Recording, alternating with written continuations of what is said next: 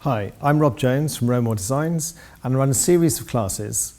I teach online through Zoom and I also teach in classroom settings in 5 or 6 places around London.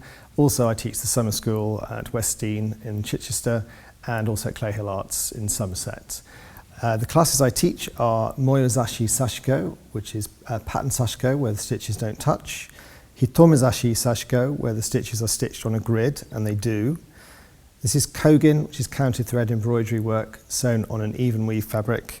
I do Boro inspired mending, so you can mend your jeans or you can do a project bag. And I do a series of Shibori classes using indigo. This is Makiage and Guntai Shibori, which is a single class, but I also teach beginners classes as well. Sashiko is Japanese embroidery.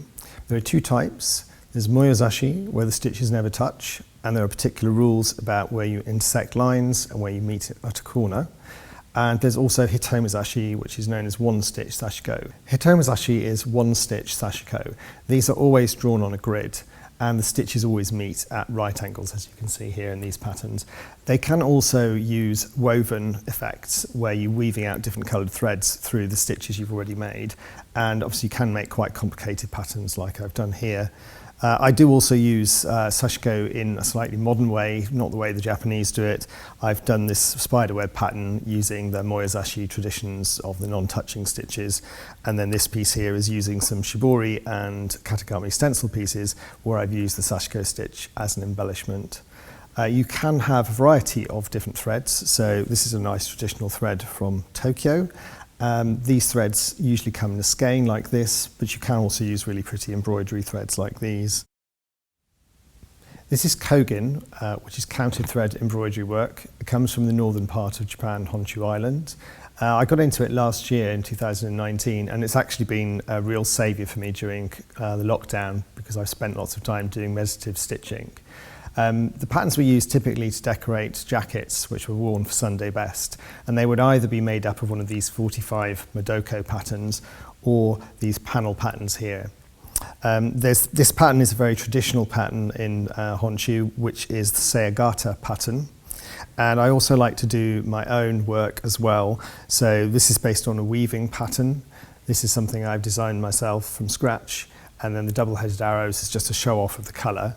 But the real signature piece, which I've just finished, which has taken me 80 hours of sewing, is this lovely piece here with loads of colours on. So one of my favourite Japanese textiles crafts is Katagami, which is using rice paste resist with finely cut paper stencils to leave patterns on fabric.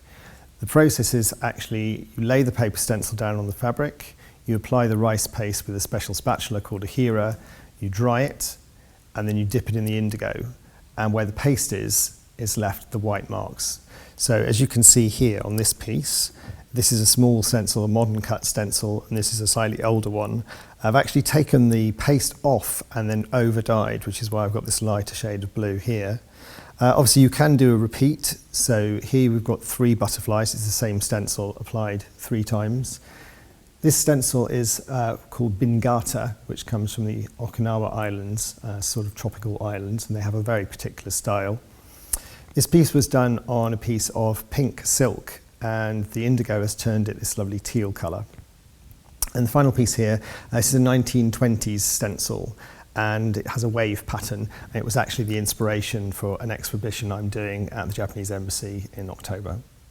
So Boro, or more accurately known as Boro, which means rags or tatters in Japanese, is the name for fabrics that the very poorest country folk had to use to make their clothes and their bedding.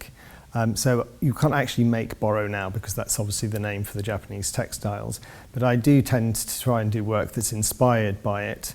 So I use patches, usually with vintage textiles. So these are nice vintage patches. Typically they would be checks, like these pieces here, so they would be checks, stripes, maybe some shibori pieces, maybe some indigo, maybe some kazuri, which is Japanese ikat woven fabrics.